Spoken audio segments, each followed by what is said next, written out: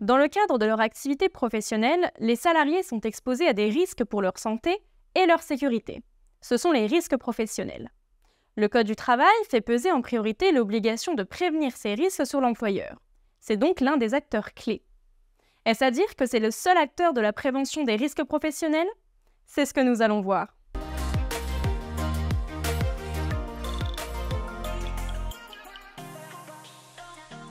Bonjour, c'est Honorine. Aujourd'hui, je vais vous présenter les acteurs de la prévention des risques professionnels, un épisode d'une série consacrée au droit du travail. Avant de débuter la description des acteurs, notons déjà que nous pouvons distinguer les acteurs au sein de l'entreprise de ceux qui se trouvent en dehors de celle-ci.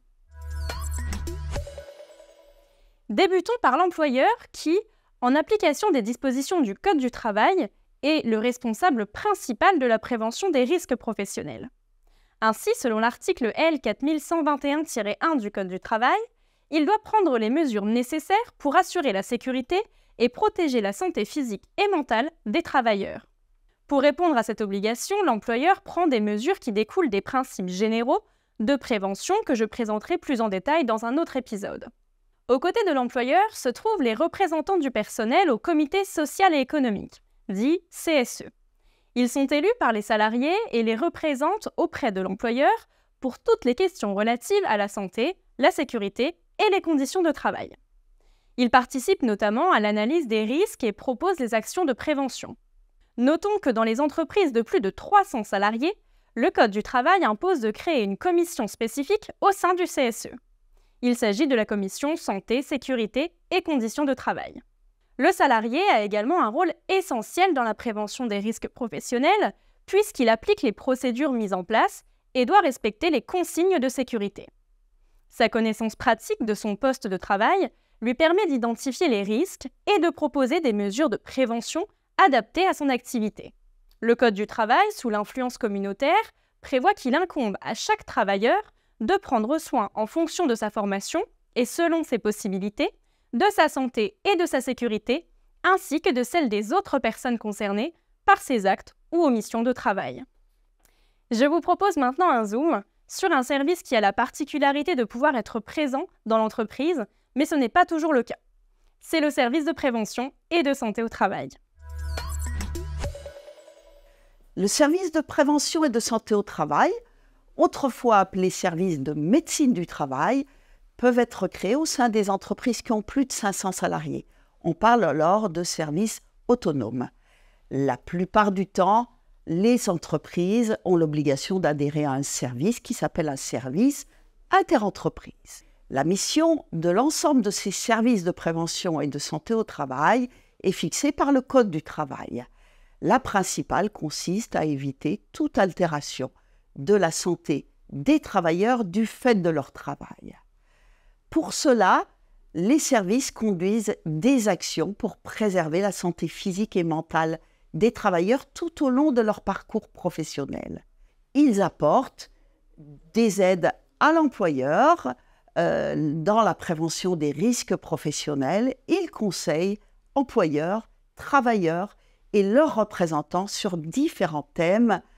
À titre d'exemple, on peut citer la prévention des risques psychosociaux, la prévention de risques chimiques dans lesquels des compétences spécifiques peuvent intervenir, la prévention des risques de consommation d'alcool également. Les services de prévention et de santé au travail vont suivre chaque travailleur et assurer le suivi individuel de l'état de santé des travailleurs. Les services sont composés bien sûr de médecins du travail et également d'infirmiers de santé au travail formés en santé au travail, bien sûr, des IPRP, c'est-à-dire des intervenants de prévention des risques professionnels, comme des ergonomes, des ingénieurs chimistes, des psychologues du travail. Pour conclure ce Zoom, le médecin du travail est également invité à participer aux réunions de comité social et économique, lui ou par délégation un des membres de l'équipe pluridisciplinaire. Ce sont vraiment des conseillers essentiels en prévention des risques professionnels. Je propose de passer maintenant aux acteurs présents hors de l'entreprise. Les acteurs présents hors de l'entreprise se répartissent sur différents niveaux. Certains sont situés au niveau régional ou départemental, on parlera alors du niveau local. D'autres acteurs ont un rayonnement national. Au niveau local, nous trouvons tout d'abord l'inspection du travail. En effet, les agents de l'inspection du travail ont pour mission de contrôler l'application de la réglementation du travail, notamment pour les questions de santé et de sécurité. Ils effectuent des enquêtes en matière d'accidents du travail graves et mortels et contribuent ainsi à en déterminer la cause et les responsables. Ils procèdent aussi à des signalements auprès de leur autorité centrale s'ils constatent un défaut dans le respect de règles de prévention. Ces agents font partie du ministère du Travail qui élabore la réglementation et définit les orientations de la prévention des risques sur les lieux de travail, notamment avec les plans de santé au travail.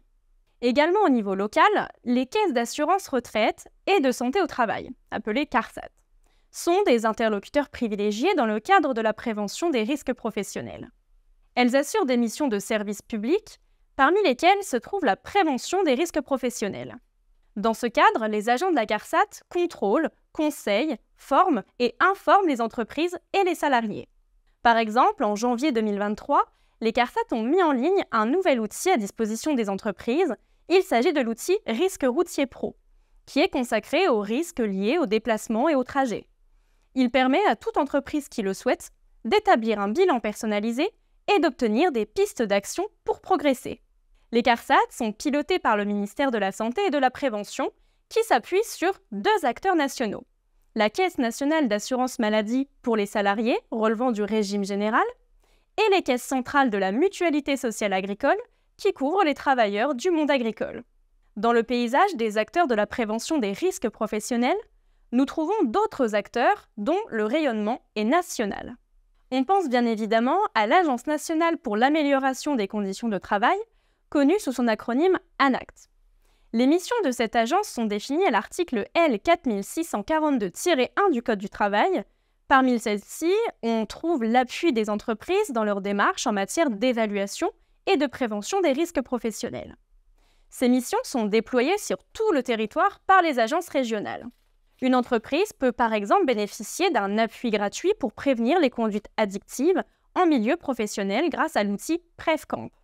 Ensuite, il existe un acteur consacré à un secteur particulièrement confronté aux accidents du travail et aux maladies professionnelles, le BTP. C'est en 1947 et à l'initiative des partenaires sociaux qu'une institution spécifique est créée, l'Organisme professionnel de prévention du bâtiment et des travaux publics, l'OPP-BTP. Cet organisme est sous la tutelle du ministère du Travail et intervient auprès des entreprises par l'intermédiaire de ses délégations régionales.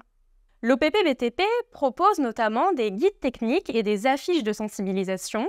Il peut également accompagner les entreprises sur les chantiers et propose des formations sur la prévention des risques professionnels.